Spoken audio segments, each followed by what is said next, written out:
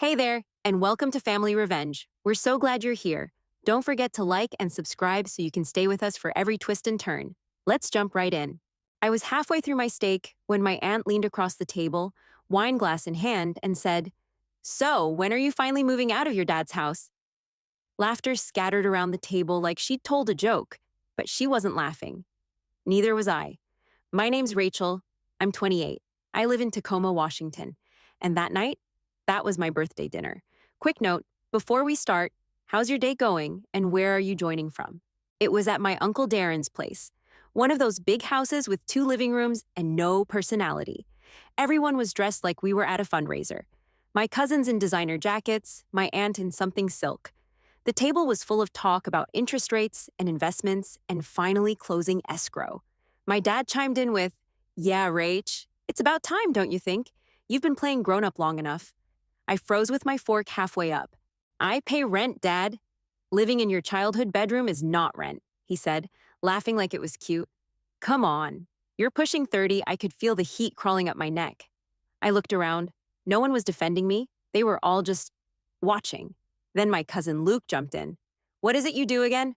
"Something online? Like Instagram stuff?" "No," I said. "I build software." "Oh, like apps?" My other cousin, Amanda, added. "Like Candy Crush or something?" I put my fork down. "No, not games. Automation systems for small businesses." Blank stares, then smirks. "From your bedroom?" Luke said, grinning. "From my office," I snapped. "Your office that doubles as a closet," my brother added. The whole table cracked up. I felt my face flush. I wasn't going to cry. Hell no. But I could feel that tight knot in my chest building, like a balloon about to pop. "You know, Rach," my aunt said, all fake sweet, "we only say this because we care. It's time to grow up." I grabbed my water and took a long sip so I wouldn't say what I wanted to say. I didn't want to ruin the night, but it was already wrecked, and it was only getting started. Right then, my brother leaned in with a smirk and said, "You're almost 30. Still acting like life's a side hustle. I stood up and grabbed my phone off the charger in the corner. I didn't know where this night was going, but I was done sitting down for it. I stepped back from the table with my phone in my hand, mostly to stop myself from saying something I couldn't take back. But they weren't done. My cousin Amy, the accountant with the perfect manicure and a house full of Pinterest furniture, looked me up and down like I'd shown up barefoot. "You're 28 with no savings. How long do you plan to coast like this?" I blinked at her. "I never said I had no savings." She tilted her head like I was slow. "I mean, look at your car. That thing still has a CD player." "Yeah," Luke added. "You park 2 blocks away every time we hang out." Like it's a crime scene, Amanda let out a short laugh, then tried to hide it with her wine. My dad leaned back in his chair, arms folded, and said, "Enough is enough, Rachel. End of the month, you need to be out." That hit harder than anything. "What?" I asked. "You're kicking me out?" "You're not being kicked out," he said, like it was reasonable. "I'm just setting a deadline. Maybe it'll motivate you to get serious about your life." "I am serious," I said. "I pay rent. I buy my own groceries. I don't ask you for anything." "You pay rent," he repeated, scoffing. "You send me $200 a month and call that rent?" "Because you set the amount," I said, louder than I meant to. "You said that's what you wanted. Don't act like I'm freeloading." "Dead weight doesn't always mean free," my brother cut in. "Sometimes it's just dragging everyone else down." My heart was pounding so hard I could hear it in my ears. I looked at my plate, then back at all of them, this fancy room, this stupid table, the fake smiles stretched across smug faces. I wasn't even angry anymore, just tired, bone-deep tired. "You think I'm lazy?" I said. "You have no idea what I do." "Then explain it," Amy said. "Because all we ever hear is that you work from home doing tech stuff. That could mean anything. Customer service? Selling used chargers on eBay?" That one actually made Uncle Darren chuckle. "Unbelievable," I muttered, backing toward the hallway. Amanda called after me. "Don't be dramatic." I turned, ready to explode. And then my phone buzzed in my hand. Caller ID, private banker, R. Kim. I knew that name. My throat tightened. I hit accept. "Hey, Ryan," I said. My voice came out shaky. I cleared it. "Can you hang on 1 second?" Everyone had gone quiet. I turned back to the table, raised my eyebrows, and asked, You guys want to hear what I actually do? Then I tapped speaker. Ryan's voice came through, calm and crisp. Rachel, perfect timing. I just wanted to confirm a few details. First off, congrats again. You crossed 112 million in assets this week. The distribution this quarter will hit just over 2.1 million. As usual, it'll go directly into the investment account unless you instruct otherwise. You could have heard a pin drop, he continued, totally unfazed. Also, the property in Bellevue, the 7.5 million one? We're good to go once you give final confirmation. I'll need your sign off by Friday, but no rush tonight. Just wanted to check in before the long weekend. I looked around the room. Forks frozen mid-air, mouths open. No one moved. Thanks, Ryan, I said. Let's keep the distribution as is. I'll email about the Bellevue deal tonight. Sounds good, he said. Talk soon. I hung up, turned the speaker off, and slipped the phone back in my pocket. Then I pulled my chair out, sat down, and took another bite of steak. No one said a damn word. I cut into my steak again, slow and steady, while the silence sat thick across the table like a wet blanket. My Uncle Darren was still holding his fork midair. It slipped from his fingers and clinked against the plate. He didn't even blink. Amy had stopped chewing, mouth half open, like she forgot how to finish a bite. Luke looked like he'd swallowed a rock. Amanda was staring at me like I'd just grown horns. My brother? Jaw unhinged, literally. I could have dropped a grape in there. And my dad had this weird frozen look, like his brain hadn't caught up to what he just heard. I didn't say anything, just kept eating. Finally, Luke broke the silence. Wait, what was that? I didn't look up. My banker? No, he said, laughing nervously. That wasn't a banker call. That was like, billionaire yeah, Amy said slowly. What the hell is going on? I set my fork down and wiped my mouth with the cloth napkin. That's what I've been doing. The thing you all mock? You have over $100 million? Amanda asked, like the words physically hurt to say. Assets, yeah. From what? She pushed. You said automation. What does that even mean? I write software that helps small businesses automate their operations, I said. Bakeries, auto shops, dry cleaners, the kind of people no one builds tools for. They pay monthly to use it. That's how recurring income works. Amy shook her head like she was trying to wake up. And the property? Bellevue? $7 million? 7.5, I corrected. Commercial, office space. I'm opening a second location. You own an office? Luke asked. I nodded. This'll be my third. My uncle finally found his voice. And you've been sitting here, letting us— What? I cut in. Letting you talk down to me? That's not new. You do that every time. My dad leaned forward, finally speaking. So all this time, you've been— What, secretly rich? I looked straight at him. No, I've just been building something while you all assumed I was a failure. He didn't respond, just stared like he couldn't figure out what to do with the information. Amy spoke up again, this time slower. You seriously make over 2 million every quarter? Last quarter was 2.3, I said. It varies. Depends on performance. My brother let out a breath like he'd been punched. You drive a '98 Honda. Because it still runs, I said. I don't need to show off to feel valuable. Amanda blinked hard. Why didn't you ever tell us? I looked at her, then around the whole table. Would it have mattered? More silence. Uncle Darren cleared his throat. That's impressive, kid. Thanks, I said dry. Coming from the guy who once offered to help me polish up my resume. My cousin Luke finally laughed. Short, sharp, embarrassed. Jesus. You've just been sitting on all this? I wasn't sitting on anything, I said. I was working. Every damn day. While you were all waiting for me to fail, my brother stood up and walked to the drink cart without a word. He poured a whiskey, neat, and tossed it back like water. Dad still hadn't said anything. His hands were folded in front of him, white-knuckled. Ryan's call had detonated something. I could feel it, like someone flipped the table without touching it. And for the first time ever, I didn't feel small sitting there. I leaned back, took a sip of my water, and glanced around. You all done eating? I asked. Because I'd actually like to enjoy my birthday dinner now. I didn't even finish chewing before the questions started flying. Wait, Amanda said, eyes locked on me. How do you have that kind of money? Yeah, Luke added, still trying to play it cool but failing. Like, seriously, what do you do all day?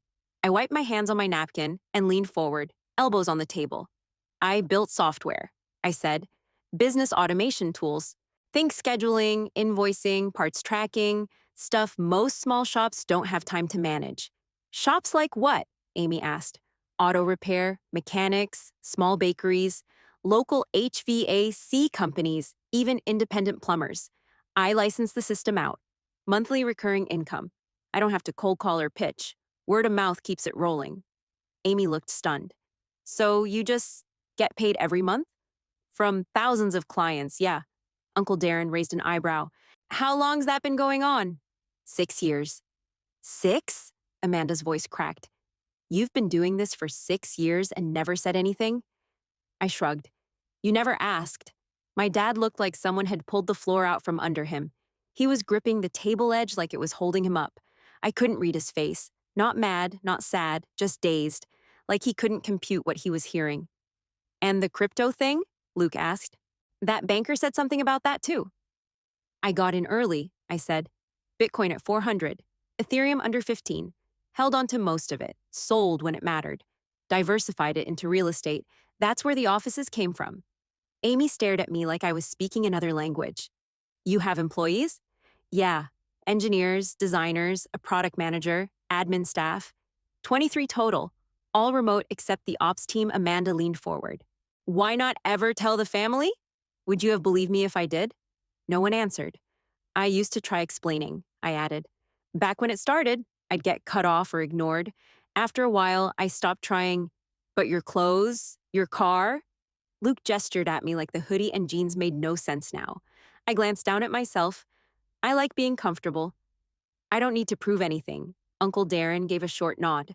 Well, guess that's one way to do it. Amy was shaking her head, not in disbelief, more like in realization. You've got to be kidding me.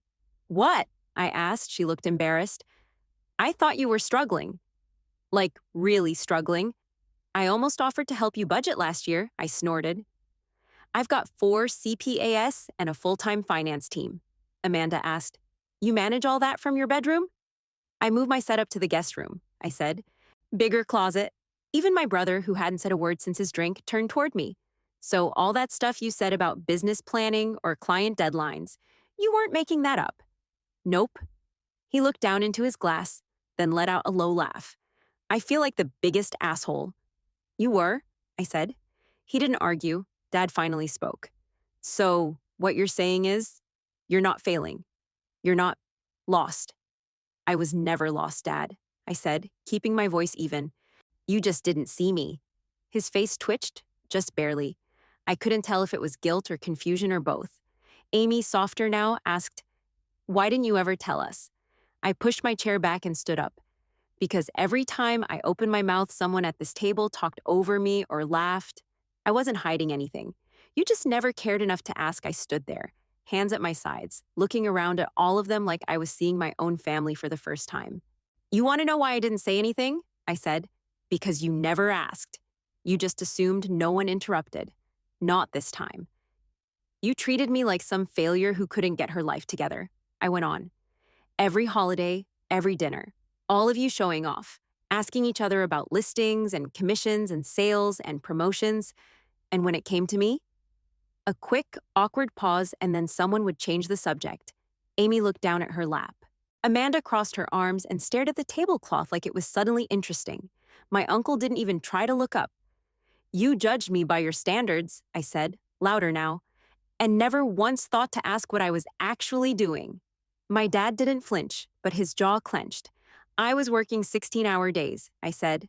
I poured everything I had into something I believed in, while you all rolled your eyes at me behind my back. You treated me like a loser? Amanda opened her mouth like she wanted to say something, but I kept going. I stopped talking about my work because no one listened. I stopped explaining because I got tired of repeating myself to people who had already made up their minds. I looked right at my dad. You're the worst one, I said. You were supposed to have my back, and you let them pick me apart. You joined in. His eyes dropped to his plate. I remember when I landed my first licensing deal, I said. 30 clients in 1 month. I was so excited I told you at dinner, and you said, "So when are you going to get a real job?" He didn't deny it. "You think I forgot that?" I asked. Still nothing. I turned toward Amy. "You used to send me job listings." "I thought I was helping," she said softly. "You weren't," I said. "You were making it clear that you didn't take me seriously." Amanda blinked hard. I saw her wipe the corner of her eye but didn't say anything. Then I looked at my aunt. She looked back at me for maybe 2 seconds before her face crumpled. She reached for a napkin, pressing it to her eyes like it would hold back the truth. "I didn't hide anything from any of you," I said. "I just got tired." That's it. Tired of trying to prove myself to people who didn't respect me in the first place. No one said a word. The room was quiet in a way that didn't feel awkward. It felt earned. Finally, I stepped back from the table. "I have some business planning to finish up tonight. I'll be at Dad's place if anyone needs me." I didn't wait for a response. I just turned, picked up my bag from the hallway bench, and walked out the door without looking back. I popped the trunk and tossed my overnight bag in. The air was colder than I expected, sharp and quiet. I stood there for a second, breathing it in, trying to calm the shaking in my hands. Not from nerves, just pure adrenaline still burning through my chest. Footsteps behind me. I didn't turn. I already knew. "Rach," my dad said, his voice low, like he was walking across glass. "Can we talk?" I slammed the trunk shut and leaned against it. "You want to talk now?" He stuffed his hands in his coat pockets and looked at the ground. "We were wrong," he said. "I was wrong." I crossed my arms. "I let everyone else's idea of what success looks like mess with how I saw you," he went on. "I should have known better." I didn't say anything. He looked up at me. "You've built something real, bigger than anything I ever imagined. I never thought." "No," I cut in. "You never asked. That's the part that pisses me off. You never even tried." He nodded once. "I know." I didn't soften. "You stood there and let them call me dead weight." His jaw tightened. "I regret that." I kept staring at him. I needed to hear it all. "I was proud of you even before tonight," he said. "I just didn't understand what I was looking at."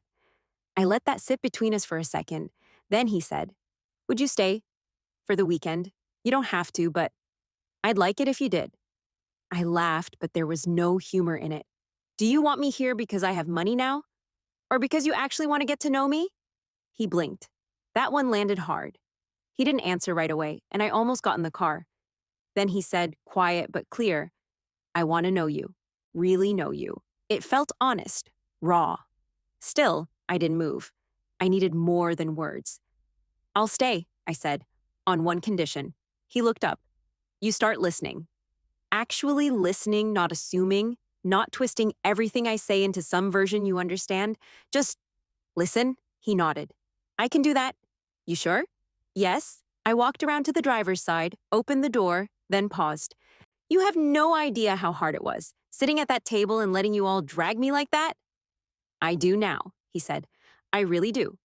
I believed him. Not fully, not yet, but enough. I shut the car door, not to leave, just to close it. Then I grabbed my bag from the trunk and followed him back inside. We walked back inside like nothing had happened. No grand return, no spotlight. Just me, my bag, and my dad holding the door. The dining room was quieter now. A few empty wine glasses, scattered dessert forks, half a pie left untouched. Everyone had moved into the living room, spread out but still tense, like they weren't sure if I was coming back or if the night was officially over. I dropped my bag near the coat rack and walked in. "I'm not going to rehash anything," I said, standing near the fireplace. "But since I'm here, and since no one's talking over me for once, I'll tell you what I actually do." Heads turned, no interruptions. "I build tools for businesses that get ignored," I said. "Not startups, not big corporations, just regular working-class places, auto repair shops, independent bakeries, tailors, welding crews, family-run HVAC companies. The people doing the real work in this country but who've been stuck using pen and paper or some outdated Excel sheet for 15 years. Amy tilted her head, still listening. Amanda leaned forward with her elbows on her knees. My dad sat down slowly on the edge of the armrest like he didn't want to miss anything. "My software helps them schedule jobs, track parts, invoice customers, manage payroll, Even send out reminders automatically, I continued, all in one dashboard. It's cheap, fast, mobile friendly, and doesn't assume you've got a computer science degree to figure it out. Amanda finally spoke. So, you spotted this gap in the market? How? I worked for a mobile mechanic after college, I said. Barely made anything, but I saw how disorganized everything was. Missed jobs, lost payments, stuff scribbled on napkins. He wasn't stupid. He just didn't have tools that worked for him. Everything was either overpriced or made for big companies. Amy nodded slowly. That makes sense. I figured if I could build something just for guys like him, simple, fast, affordable, it'd sell itself. So I did. Took 2 years to get it off the ground. Another 2 before it became profitable. I put every dollar back into it, and now Amanda started. Now it's running in over 40 states and 5 countries, 23 employees, 6-figure MRR, thousands of active users. I wasn't bragging, just answering the questions they never used to ask. My aunt, who'd been quiet the entire time, finally said something. That's incredible, she said, her voice tight. Not because of the money, though, yeah, obviously that's a big deal, but because of what it is, what it's for. I nodded once. That's the part people miss. This wasn't about being flashy. I built something that actually helps people. It makes their lives easier, Luke, who'd mocked me earlier, cleared his throat. You got any examples? Like, actual stories? I smiled a little. Yeah, a bakery in Jersey went from taking 3 custom cake orders a week to over 20, because now customers can book online, pick fillings, schedule pickups. It all gets tracked automatically. The owner said she finally has weekends off. Even my brother looked impressed. My aunt wiped her eyes and whispered, I had no idea. I know, I said. No one did. It wasn't angry anymore, just honest.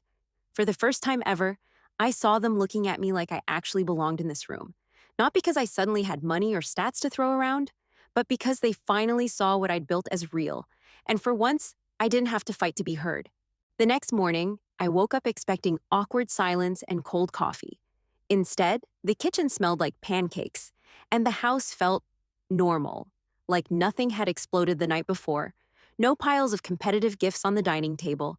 No cousin trying to one-up the others with designer shopping bags or passive-aggressive wrapping paper flexes. Just a plate of scrambled eggs, my aunt humming to herself, and the soft sound of someone clicking through Spotify on the speaker. My dad sat at the kitchen island with his coffee mug, eyes on his phone, but looked up the second I walked in. Morning, he said. Want some? Yeah, I said, keeping it casual. Sure. I grabbed a plate and he slid the eggs toward me. After a few bites, he asked, How do you pick who to hire? I paused, fork midair. What? For your team, he said. You've got people under you now, right? How do you decide who's a good fit? I set the fork down. I look for people who actually care about the problem we're solving. Not just the ones with flashy resumes. The flashy ones usually want titles. I want people who'll dig into boring bugs at 2 in the morning because they know it helps a small shop run smoother. He nodded slowly, like he was actually processing that. Then my brother walked in, hair still a mess, holding a half-toasted bagel.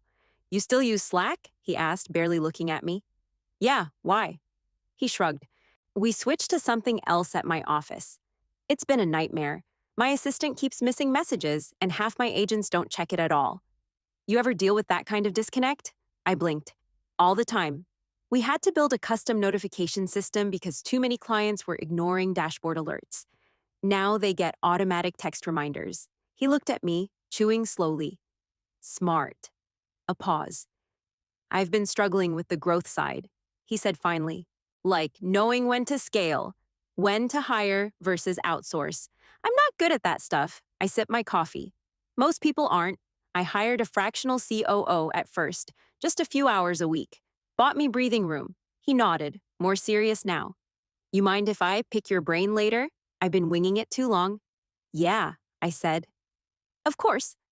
Across the room, my aunt wiped her hands on a dish towel and turned toward me. I used to think you just got lucky, she said. All the online stuff, the crypto, I figured it was a timing thing. Some of it was, I said. But luck doesn't scale, she gave a short laugh. Yeah, I see that now. Something shifted then. Not just in her, but in the room. This wasn't pity. This wasn't them tiptoeing around after getting exposed. This was real conversation. I was answering questions they genuinely wanted to know the answers to. Not because I had money, but because I had built something they finally understood. It felt like the first real family holiday I'd ever had. I didn't feel like the punchline anymore. I wasn't the side topic, I was in it. And deep down, I knew what changed. They had to see the numbers, the recognition, the success, before they could even start to believe I mattered. 3 months later, I stood in front of a freshly painted glass door with a red ribbon stretched across the frame, oversized scissors in one hand, press badge on my shirt, and a camera crew setting up across the street. Seattle hadn't been the plan. I was supposed to expand in Boise first, lower costs, simpler logistics, but after everything that happened, I changed course. The team didn't fight me on it. This one needed to be close to home. The new office was 2 floors above a mechanic's shop in the Soto district. Wide windows, brick walls, nothing flashy, just real. My kind of place. My brother stood beside me, holding a clipboard, double-checking the lease agreement he'd negotiated with the property manager. He actually got us a better rate than our attorney did. First time I ever saw him treat my business like a business and not some phase I'd outgrow. Amy, dressed down in jeans and a hoodie for once, was inside helping my team onboard the new accounting software. She even offered to train the newer hires on proper reporting workflows. No sarcasm, no eye rolls. Across the parking lot, my aunt and dad were talking to one of my engineers, asking questions, listening carefully. My aunt looked proud, not performative. My dad kept nodding like he was trying to memorize every answer. Ready? Someone from the press asked. I nodded. Let's do it. The scissors clicked shut, slicing the ribbon clean down the middle. Everyone clapped. It wasn't loud or dramatic, it was just right. One of the reporters came up to my dad during the follow-up shots. I caught the exchange from the side. "You must be proud," she said, holding the mic just below his mouth. "Your daughter's built something incredible." My dad looked at me, then turned to the camera and said, "This is my daughter. She builds tools that help real people." That was it. No mention of net worth, no flex about success. Just that, my daughter. I felt it hit, right in the chest. Not sharp, just solid. Like something finally clicked into place. Afterward, he walked over and clapped a hand on my shoulder. "You did good, Rach." "Thanks. I mean it," he said. "I see it now." I nodded. Took a while. He didn't argue. Inside, the new space buzzed with activity. Cables being run, desks being built, engineers unpacking monitors. It wasn't polished yet, but I liked that. It felt like possibility. Amy walked past me carrying a box of hardware. "Hey, we're gonna need more ports on the back row." "Your setup guy said they'll be short." "I'll call the vendor," I said. "Thanks." "No problem," she said. "And congrats again. This place fits you." That line stuck with me. My brother waved me over to sign something. My aunt motioned for a tour. The press crew asked for one last shot. Everyone had something to offer. No one was watching me like a disappointment. No one was waiting to laugh. They weren't standing behind me. They were standing with me. And for the first time, I wasn't holding anything back. I was at my desk finishing up a quarterly review document when the email hit my inbox. No subject line. Just a one-line message. "Watched your interview again. Can't stop smiling. Proud of you." I stared at it for a while. Didn't reply, just let it sit there. It didn't need a response. Not yet. That night, my phone buzzed. Dad's name on the screen. I picked up. "Hey, got a weird ask," he said. "My buddy Dave owns a welding shop out in Federal Way. Said he saw your interview too. Thinks your software might help him. Mind if I bring him by tomorrow?" I paused. "Sure." He didn't say thanks, but I heard it in his tone. The next afternoon, they showed up together. Dave was in grease-stained jeans and a Carhartt jacket. Looked like he'd just climbed out from under a truck. We shook hands, and I brought them into the office. "This is it?" Dave asked, looking around. "Yep," I said. "Nothing fancy. But everything works." I pulled up the dashboard on the conference screen and walked them through the whole thing. Job tracking, inventory alerts, estimate templates, SMS updates. Showed him how it could cut his admin hours in half. Halfway through, Dave leaned forward. "Can it sync with QuickBooks?" "Yep, real time." His eyes lit up. "Damn, you built all this?" "From scratch." He looked at my dad, then back at me. "That's solid." I've been drowning in paper. After they wrapped up, I gave Dave a copy of our onboarding packet and walked them out. At the door, my dad turned and looked at me for a second before speaking. I was wrong about you. I didn't flinch. No, I said. You just didn't know me yet. He nodded slowly. Well, now I do. And for once, he didn't try to explain it away. Didn't change the subject. Just held my gaze like he meant every word. Then he clapped my shoulder and followed Dave out to the truck. I stood in the doorway a few more seconds before heading back inside.